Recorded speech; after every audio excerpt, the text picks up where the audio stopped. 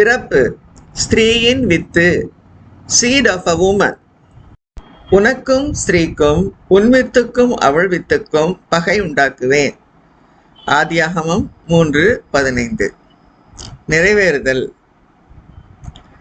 இயேசு கிறிஸ்துவினுடைய ஜனனத்தின் விவரமாவது, அவருடைய தாயாராகிய மரியாள் யோசேப்புக்கு நியமிக்கப்பட்டிருக்கையில் அவர்கள் கூடி வரும் முன்னே அவள் பரிசுத்த ஆவியினாலே கர்ப்பவதியானாள் என்று காணப்பட்டது.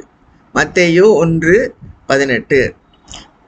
நாம் புத்திர சுவிகாரத்தை அடையும்படி நியாயப்பிரமாணத்திற்கு கீழ்ப்பட்டவர்களை மீட்டுக்கொள்ளத்தக்கதாக அவர் உலகத் தோற்றத்திற்கு முன்னே குறிக்கப்பட்டவராயிருந்து தமது மூலமாய் தேவன் மேல் விசுவாசமாயிருக்கிற உங்களுக்காக இந்த கடைசி காலங்களில் வெளிப்பட்டார். 1 பேதுரு 1:20.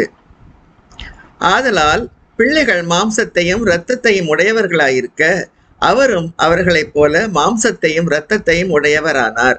மரணத்துக்கு அதிகாரியாகிய பிசாசானவனை தமது மரணத்தினாலே அழிக்கும்படிக்கும் ஜீவகாலமெல்லாம் மரண பயத்தினாலே அடிமைத்தனத்திற்குள்ளானவர்கள் யாவரையும் விடுதலை பண்ணும்படிக்கும் அப்படியானார். எபிரேயர் 2:14-15 வரை. தேவதூதன் அவளுக்கு பிரதியுத்தரமாக, பரிசுத்த ஆவி உன்மேல் வரும், உன்னதமானுடைய பலம் உன்மேல் நிழலிடும். ஆதலால் உன்னிடத்தில் பிறக்கும் பரிசுத்தம் உள்ளது தேவனுடைய குமாரன் எனப்படும். லூக்கா 1:35.